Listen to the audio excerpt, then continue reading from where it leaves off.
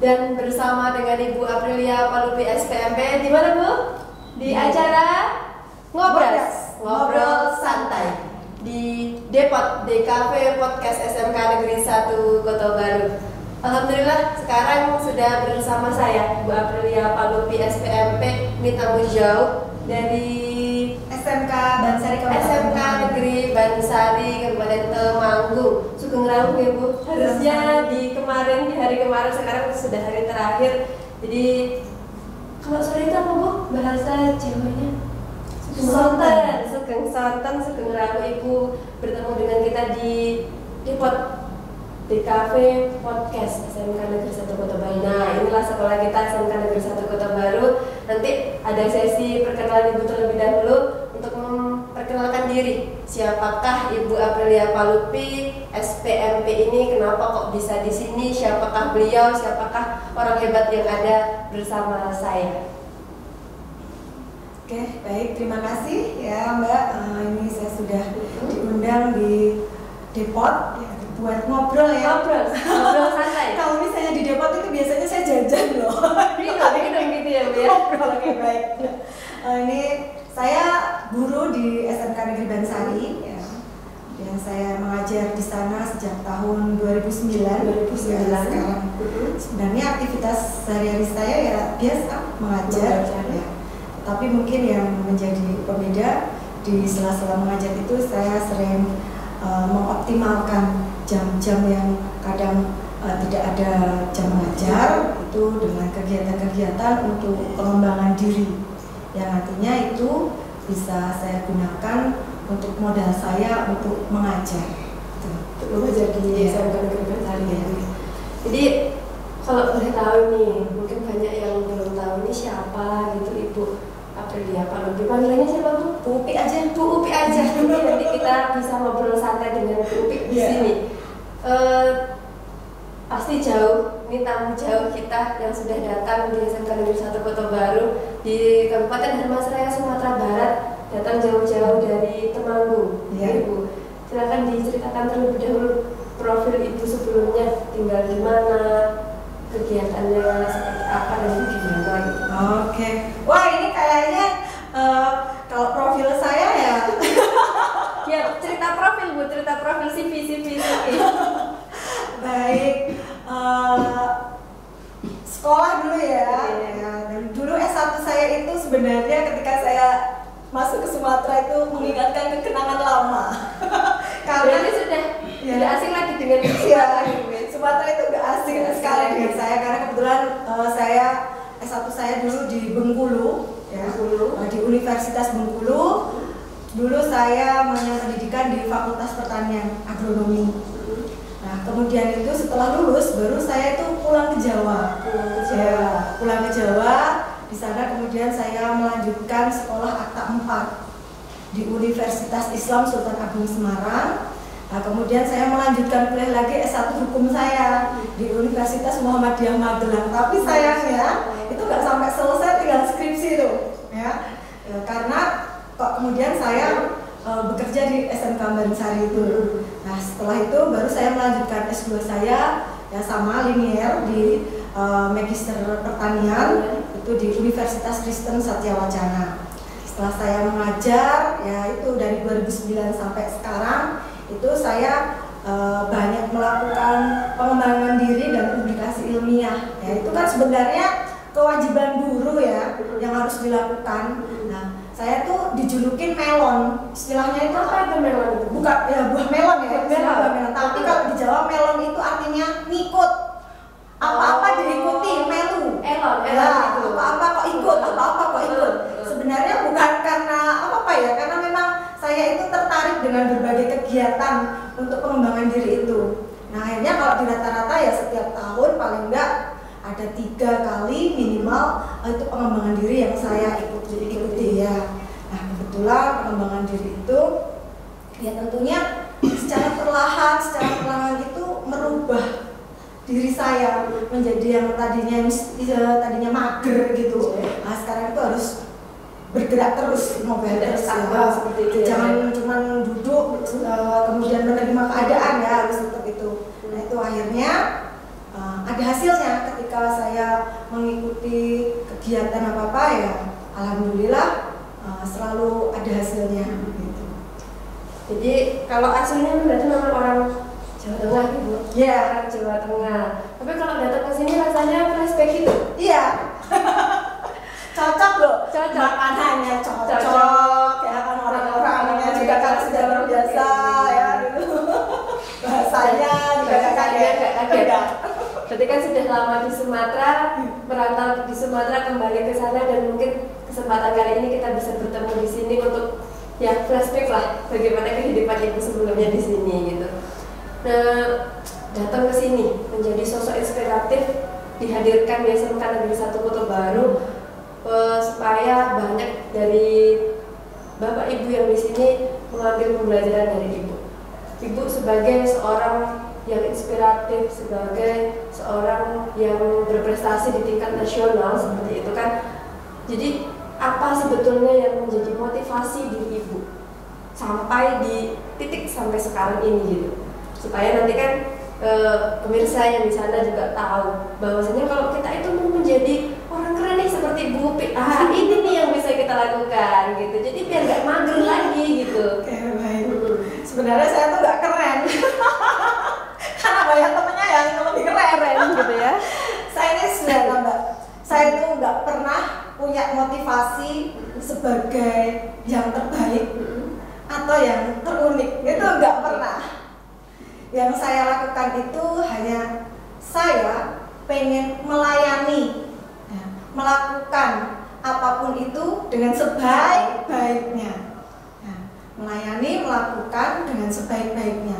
Jadi ketika kita melayani dengan sebaik-baiknya itu ada rasa kepuasan batin gitu loh, bahwa nanti jangan sampai orang itu mencela gitu loh. Kalau misalnya mencela kan berarti ada yang kurang dengan diri kita ya. Kita melakukan baik aja kadang masih ada kurang gitu. Tapi yang penting itu melakukan yang terbaik apa yang saya bisa, dan itu mengalir begitu aja di semua hal loh. Tidak kaitannya dengan pendidikan itu tidak, tapi dengan keseharian saya dan lain sebagainya. Saya pengen, karena itu nanti akan berbalik ke diri kita kok.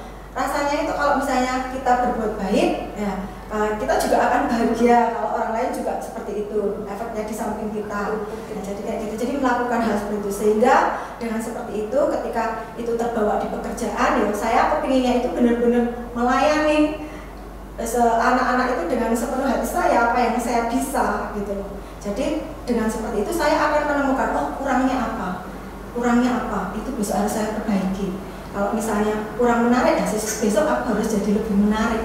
Kalau misalnya ada yang misalnya kurang sesuatu, ya besok harus dipenuhi apa, mencari cara gitu loh untuk selalu menjadi baik dan baik. Berarti kan memang dari hati kita sendiri ya, ya, contohnya dari hati banget gitu, untuk bisa menjadi ya sosok pelayan yang luar biasa bagi masyarakat gitu. Dan perjalanannya seperti apa? Lika-liku kehidupan ya sampai saat ini, sampai bisa hadir melawang buana kemana, diundang ke sana ke sini, menjadi sosok inspiratif, menjadi guru berprestasi tingkat nasional gitu, di antara banyaknya persaingan di dunia pendidikan. Kadang melakukan sesuatu itu mesti ada yang melihat, bahkan atau kalau misalnya itu ya banyak yang melihat. Nah, apa yang saya lakukan itu terkadang saya enggak memperdulikan omongan orang terhadap saya. Saya hanya memperhatikan atau memperdulikan ketika saya melakukan itu, nah, apakah ini bisa menolong orang itu, apakah bisa melayani orang itu. Jadi, nah sebagai contoh, ketika sebelum pandemi, nah, saya ikut dalam sebuah komunitas, ya namanya itu Dolmen.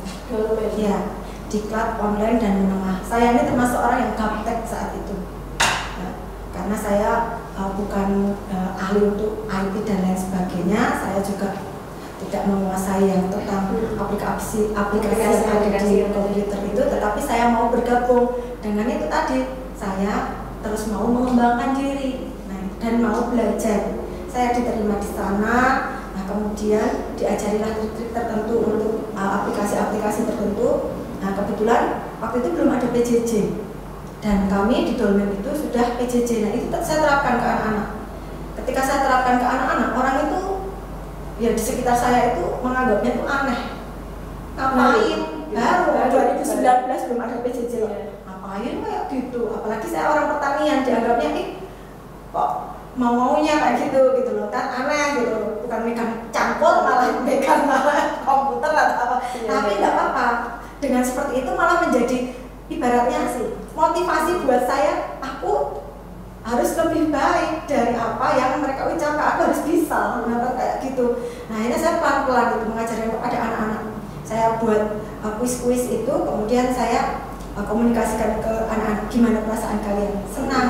Saya selalu hobi posting kegiatan-kegiatan saya di IG ya, di sosmed.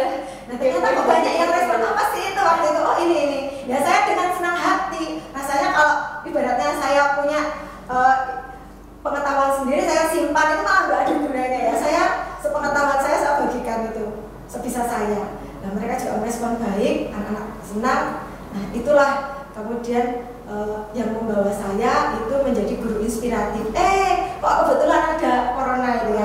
Saya menerapkan di pembelajaran di situ. Nah, saya mendapatkan juara 1 untuk guru SMK inspiratif di masa pandemi tahun 2020 ya, karena yang lain belum PJJ, saya sudah PJJ dulu kan ya. Padahal dengan sebenarnya aplikasi yang biasa digunakan, tapi saya menggunakan, orang lain tahu tapi tidak menggunakan. Nah intinya itu ya. Jadi kan kalau dilihat bagaimana kreativitas ibu gitu, bagaimana memang daya juang ibu yang di atas rata-rata seperti itu kan. kalau bisa disimpulkan gitu kan Bu, masalahnya kan dengan itu memang sudah ada gitu, cuma orang tidak mau menggunakannya. Sudah saya mencoba, akhirnya berhasil gitu. Kalau dilihat dengan perkembangan seperti ini gitu, kira-kira apa sih yang ibu rasakan sampai di titik sekarang ini gitu? Yang saya rasakan ya saya merasakannya biasa saja ya, sampai di titik ini ya. Tetapi saya memiliki keresahan di hati sebenarnya, resah. Ketika apa? Ketika saya semakin kesini, tetapi ternyata apa yang saya miliki itu tidak bertambah. Sehingga kalau misalnya tidak bertambah, mohon maaf, saya tidak bisa memberikan apa-apa kepada lingkungan saya. Saya tidak bisa berbagi kepada guru-guru, sehingga saya merasa tidak berguna. Tapi saya berdoa semoga selalu ada jalan untuk mengembangkan diri saya, sehingga saya bisa memberikan yang terbaik untuk teman-teman, untuk lingkungan saya. Iya. Jadi kan memang segala sesuatu yang ibu lakukan itu memang tulus dari hati, sehingga memang bisa jadi sampai titik seperti ini.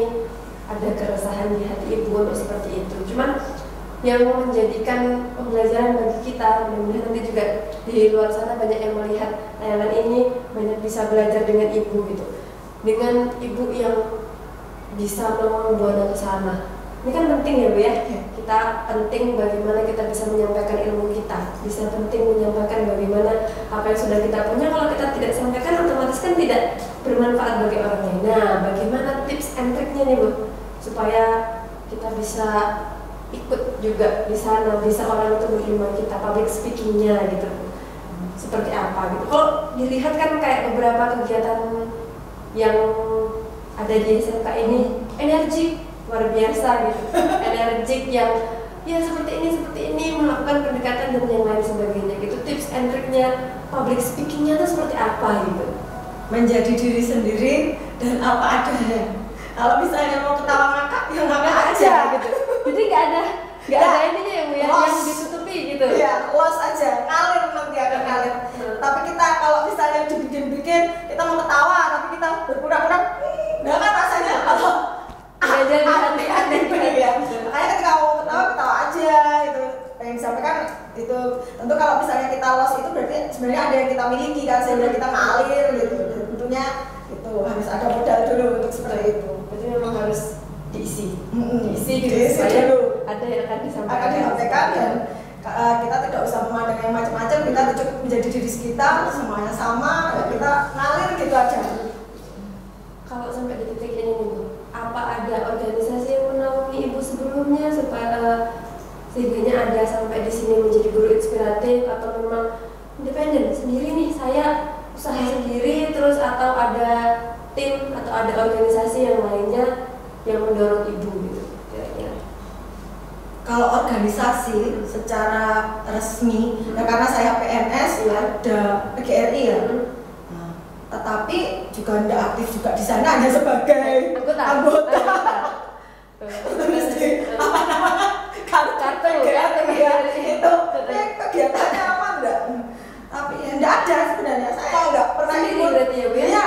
Berarti memang ini kemampuan saya lakukan, akhirnya dilihat sama orang, dinilai sama orang. Iya. Dan sampai sekarang iya. Gitu. Saya terkadang itu ikut apapun.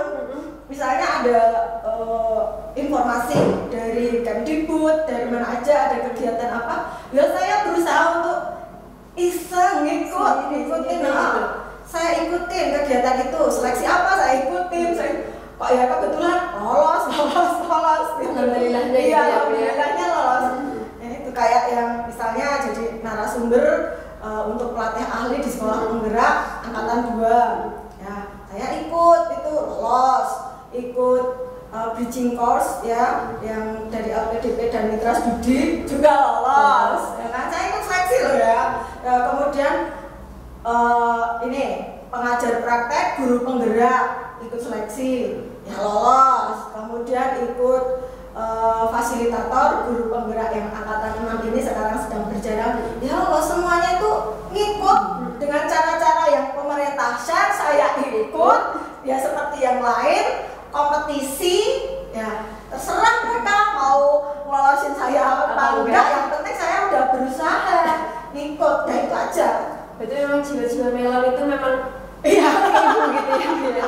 Karena kan mungkin ada keraguan gitu di antara Bapak Ibu ataupun yang lainnya di luar sana yang saya ini sendiri gitu loh, jadi nggak ada yang mendampingi, apakah saya bisa gitu sampai di titik itu. Berarti kan memang Ibu sudah membuktikan bahwasanya kalau memang yakin bisa, pasti kan bisa gitu. Terus kita tarik ke kegiatan hari ini ya Bu. Yeah. Nah ini kan sudah 2 hari di sini. Berkaitan tentang apa Bu kegiatan kita hari ini yang Ibu berikan untuk Bapak Ibu yang ada di sini gitu. Mana tahu nanti kan juga teman-teman di sana yang lainnya bisa melihat tayangan kita, jadi tahu apa sih gitu yang Bu Upi sampaikan di sana tuh mengenai apa gitu. Oke, saya di sini tuh hari pertama itu menyampaikan tentang perubahan mindset. Bagaimana mengajak rekan-rekan itu berubah pikirannya, growth mindset, tumbuh dan berkembang itu dengan cara-cara menyampaikan pembelajaran yang menyenangkan di ruang-ruang kelas ataupun di ruang-ruang yang lain ya selain dari kelas, untuk supaya anak-anak itu lebih nyaman, guru-gurunya juga nyaman, sehingga menciptakan pembelajaran yang menyenangkan. Nah kemudian di hari kedua ini ya yang menjadi kewajiban kita ketika kita masuk ke kurikulum merdeka kan ada P5 ya. Nah itu saya menyampaikan tentang bagaimana membuat model dan modul P5 yang bisa diimplementasikan di sekolah-sekolah, karena selama ini kan masih rancu. Yang dikatakan P5 itu mungkin kalau belum paham hanya sekedar memberikan tugas saja ada produknya, tetapi tidak seperti itu. Yang lebih ditekankan di sini adalah ketika anak itu ketika guru mengajarkan P5 itu adalah prosesnya, pendampingan guru untuk berjalan, prosesnya bagaimana dan ada hasilnya gitu, itulah bonusnya. Anak mampu bertanggung jawab secara proses. Kalau produk aja gampang, tinggal beli, pasang, sewa, pakai ya. Iya. Berarti kan memang untuk implementasi yang kedepannya gitu ya, kita menggunakan kurikulum merdeka, berarti kita juga harus bisa mendalami itu gitu. Pesan-kesannya Bu yang sudah 2 hari di sini gitu, kira-kira seperti apa nanti untuk bagaimana kita bisa memproses diri kita itu menjadi seorang sosok yang inspiratif itu seperti apa gitu. Oke, terima kasih. Untuk kesannya ketika saya datang ke sini itu pertama adalah luar biasa. Ya. Luar biasa atau biasa di luar? Jadi saya itu ibu karena sudah melakukan luar biasa kemana-mana ya. Luar biasa apa ya? Ya lingkungan sekolah ya ini di tengah perkebunan sawit. Ya. Kemudian aksesnya ini saya lihat di map itu dari kota ibu kota provinsi Sumbar jauh, dari Pekanbaru jauh, dari Jambi jauh, dari Bengkulu jauh, di tengah. Mau masuk ke sini lewat jalur udara udah ya, ke darat itu sampai ke tujuan itu minimal 6 sampai 9 jam. Itu saya ya sedikit jamnya di darat ya Bu ya? lebih jauh di darat, saya itu sedikit wow gitu loh. Terus kemudian saya salut, mengapa? Karena guru-guru sini itu rasa belajar, keinginan belajarnya itu tinggi. Nah, kebetulan saya bertemu dan berkenalan dengan beberapa ibu-ibu yang ada di sini, ngobrol itu, waduh, sangat luar biasa semangat dan motivasinya untuk mengembangkan pendidikan yang di sini. Ya, padahal kan letaknya di tengah perkebunan kelapa sawit, ya. Tetapi ternyata setelah saya masuk ke sekolahnya, wow, ya, ternyata banyak potensi atau aset ya, aset-aset yang ada di sini yang bisa dikembangkan hanya sedikit, beri sentuhan, dipoles itu menjadi muncul. Nah, kayaknya ini saya juga ini ruangan, saya bocorin deh. Ruangan podcastnya keren banget. Kita bisa di sini gitu kan Bu? Iya. Keren ya. Kan di tengah kebun sawit tuh. Iya, di tengah kebun sawit ada bisa ngobrol santai gitu kan, ngobras di depot ya. Biasanya yang depot kita itu minum makan ya. Sekarang kita ngobrol santai ya. Saya pikir ya itu di tengah kebun kelapa sawit kan yang saya bayangin itu ada gubuk-gubuk. Ini ada ternyata ada radio podcastnya luar biasa. Dan juga salut saya lagi. Itu terlalu banyak salut di sini. Ya kaget Mbak gitu loh. Kok di tengah kebun loh. Kalau di kota aja saya nggak ngomong. Ini sekolahnya di kebun jauh. Dikelilingi sama sapi-sapi semuanya. Jalannya aja tengah. Sulit ya. Sulit. Aksesnya sulit. Sulit itu. Nah itu anak-anaknya itu kesamaptaannya, ketarunaan ya. Ketarunaannya itu, waduh, keren banget. Bisa sekompak itu, setertib itu, ya kan. Kemudian anak-anak itu menegur, menyapa, itu sudah kayak makanan sehari-hari gitu. Ya memang budaya positifnya itu kayak kelihatan di sini loh. Kasih makannya kayak gitu Bu. Nah, sapaan. Jadi nggak makan nasi di sini, teguran sapaan di sini. 4 sehat 5 sempurna. Iya, simpel sekali. Dia seperti itu yang ada di sini. Makanya hijau. Nah, hijau luar biasa. Untuk kesannya dengan aset, dengan budaya positif yang sudah ada di sini. Nah ini ya tentunya menjadi modal untuk teman-teman yang ada di sini ini untuk lebih berkembang, untuk maju secara individu atau kelompok itu sebenarnya besar. Tinggal, nah itu bagaimana pribadinya. Nah, apapun itu kembali ke pribadi masing-masing. Iya, mau nggak? Kalau misalnya ya dari semuanya udah dikasih nih bagus-bagus, tapi nah pribadi kita ya nggak mau bergerak, ya kan? Nggak mau bergerak. Kalau misalnya di guru penggerak itu ada bergerak dan menggerakkan, udah nggak, tergeraknya nggak ada. Hatinya itu apa istilahnya udah maunya berhenti aja, mager. Akhirnya ya sudah, ya nggak mungkin bergerak, nggak mungkin menggerakkan. Tapi kalau tergerak hatinya ya dengan hal sederhana dan potensi yang ada di sini ini bisa dioptimalkan, otomatis kan akhirnya kita terbiasa gerak. Kalau udah gerak akhirnya kan dilihat tuh orang lain, kemudian orang lain akan bertanya-tanya kita kan, kemudian baru kita ketemu yang sefrekuensi itu bisa menggerakkan. Awalnya cuma 1 Mbak, nggak apa-apa, 2 nggak apa-apa, tapi kan lama-lama itu akan jadi komunitas, banyak jadi komunitas ya. Komunitas yang positif pasti betul, komunitas positif. Berarti kan memang banyak hal yang sudah dilihat dari sosok Ibu Aprilia Palupi, Bu Upi ya Bu ya. Jadi nanti ini sedikit quotes boleh nggak? Kasih quotes sedikit dong Bu gitu, apa gitu sehingga nanti yang di sana bisa menjadikan Ibu ini mungkin kalau terlalu panjang mendengarkan cerita kita, nah nanti dicepetin tuh. Nah, ada quotesnya, nah itu bisa menjadi hal yang luar biasa bagi yang ada di rumah. Ini mungkin quote-nya agak sedikit kejam, Mbak. Gak apa-apa, sudah terbiasa dengan kejam-kejam gitu kan.